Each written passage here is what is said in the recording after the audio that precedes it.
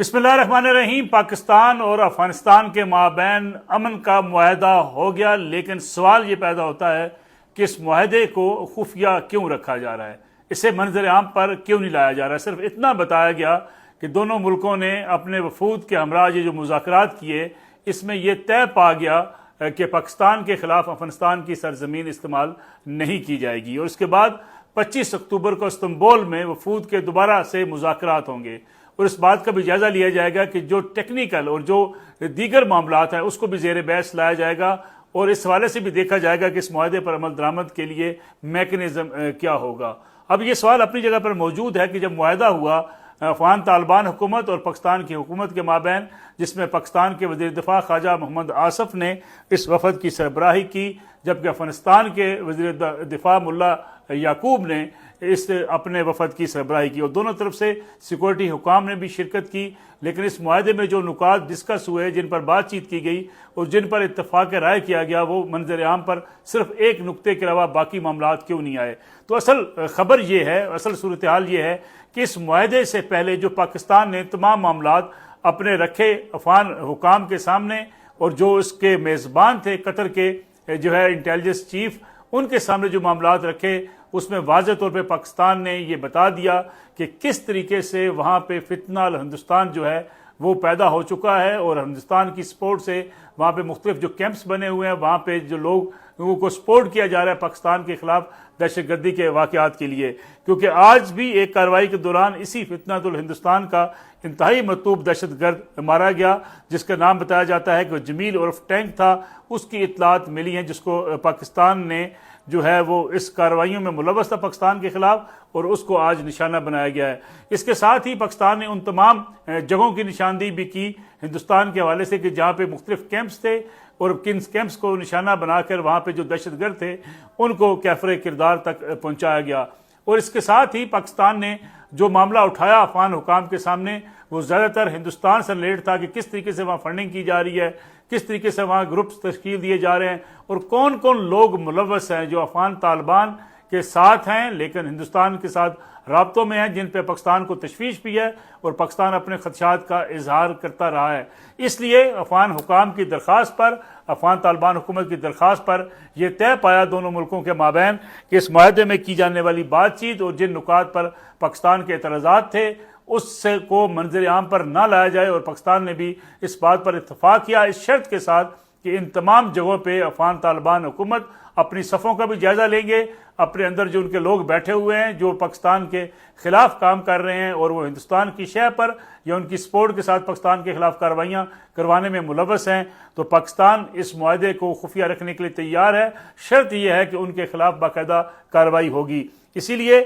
25 اکتوبر کو دوبارہ اجلاس ہوگا، میکنزم کا جائزہ بھی لیا جائے گا، اور افغان حکام اور پاکستان حکام اس معاہدے کے اوپر عمل درآمد کا جائزہ بھی ساتھ ساتھ لیتے رہیں گے، اور جو سیز فائر ہوا ہے اس کا بھی جائزہ اس دوران جو ہے وہ مکمل طور پہ ایک رپورٹ کی شکل میں پیش ہوگا، جو ترکیہ میں مذاکرات ہوں گے۔ ترکی ان مذاکرات کی اب میزبانی کرے گا، اس لحاظ سے قطر اور ترکی اور چین اور جو سارے معاملات کو دیکھ رہے ہیں اور ان معاملات کو بہتر کرنے کی کوشش میں مصروف ہے۔ گویا ایران اپنی جگہ پہ کردار ادا کر رہا ہے، چین کا اپنا کردار ہے، اور اس کے ساتھ ساتھ قطر اور ترکیہ اب اس بات کو یقینی بنا رہے ہیں کہ اس خطے میں امن کے لیے دونوں ملکوں کے مابین جنگ بندی اور لڑائی ختم کرانے کا ایک ہی راستہ ہے کہ پاکستان کے خلاف یہ سرزمین استعمال افغانستان کی نہ ہونے دی جائے۔ ماضی میں بھی پاکستان اور افغانستان کے مابین جب بھی مذاکرات ہوئے، حتیٰ کہ امریکہ نے جب قطر میں بات چیت کی افغان طالبان کے ساتھ، اس وقت بھی یہ بات طے پائی تھی کہ امریکہ نے یہ یقین دہانی لی تھی افغان طالبان سے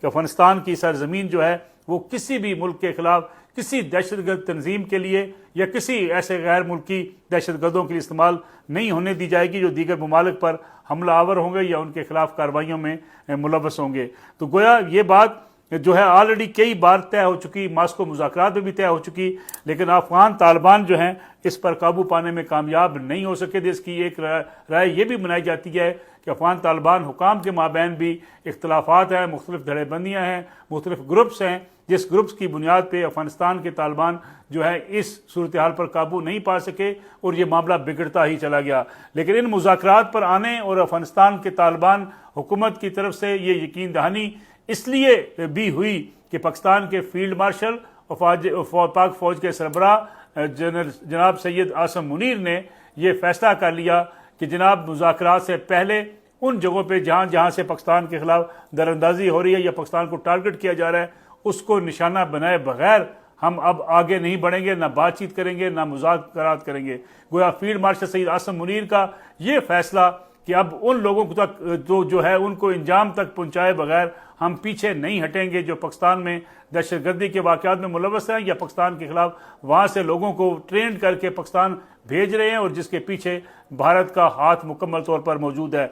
فیلڈ مارشل سید عاصم منیر کے اس فیصلے نے پوری کایا پلٹ دی اور اس پورے ریجن کے اندر جو کئی سالوں سے پاکستان مذاکرات کرتا رہا، مذاکرات کے حوالے سے افغان حکام کی منت سماعت کرتا رہا، بات چیت کرتا رہا، ان سے بار بار کہتا رہا کہ اپنی سرزمین ہمارے خلاف استعمال نہ ہونے دیں، لیکن افغان طالبان سوائے بات چیت کرنے کے اور سوائے وعدہ کرنے کے ایک قدم بھی آگے بڑھنے کو تیار نہیں تھے۔ لیکن جب فیلڈ مارشل سید عاصم منیر نے یہ فیصلہ کر لیا اور اس کے بعد پاکستان نے اپنے اوپر حملے کا جس طریقے سے جواب دیا، بھرپور طریقے سے 22 پوسٹیں افغانستان کی جو ہے ان کے اوپر قبضہ کر لیا گیا، وہاں پاکستان کا پرچم لہرا دیا گیا، اور خاص طور پہ پکتیکا میں اور قندھار کے علاقوں میں جو کیمپس تھے جہاں ٹریننگ دی جاتی تھی، ان لوگوں کو جو پاکستان میں آ کر حملہ آور ہوتے تھے، جب ان کو براہ راست نشانہ بنایا گیا تو پھر افغان طالبان حکام دوڑے، قطر کے پاس گئے، ترکیہ سے بات کی اور مذاکرات کی، پھر اس کے بعد سے پاکستان کے ساتھ درخواست کی جانے لگی اور سیز فائر کی درخواست بھی کی گئی،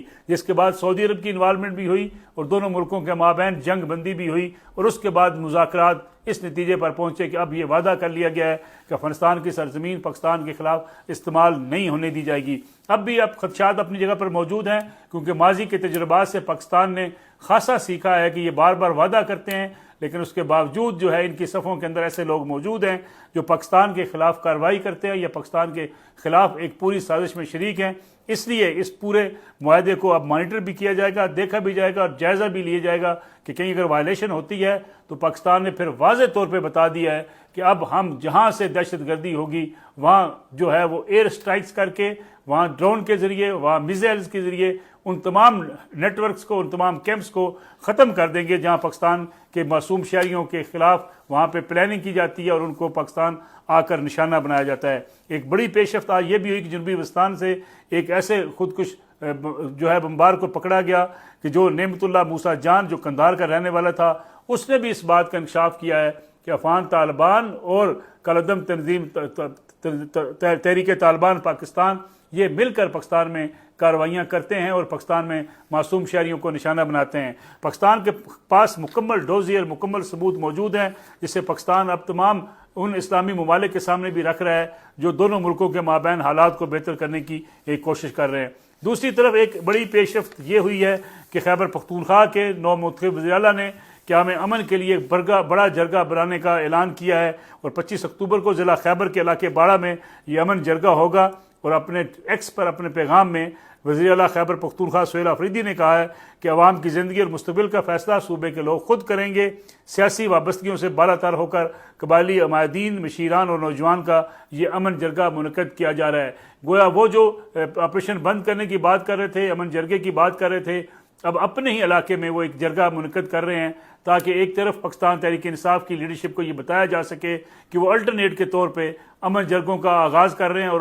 امن جرگوں کا آغاز انہوں نے اپنے ہی علاقے سے یعنی ضلع خیبر سے کیا اور باڑہ سے، جہاں سے وہ رکن اسمبلی بھی منتخب ہوئے ہیں۔ دوسری طرف جو ہے وہ فتنہ ہندوستان اور ان دہشت گردوں کے خلاف ٹارگیٹڈ آپریشن اب بھی جاری ہے، جس کا ریاست اعلان کر چکی ہے کہ خیبر پختونخوا میں انٹیلیجنس بیسڈ آپریشن جاری رہیں گے، لیکن تحریک انصاف کی صوبائی حکومت اپنے بیان بازی کے ساتھ ساتھ یہ ماحول بنانے کی کوشش کر رہی ہے کہ وہ آپریشن رکوانے کی کوشش کر رہے ہیں، حالانکہ دوسری صورت میں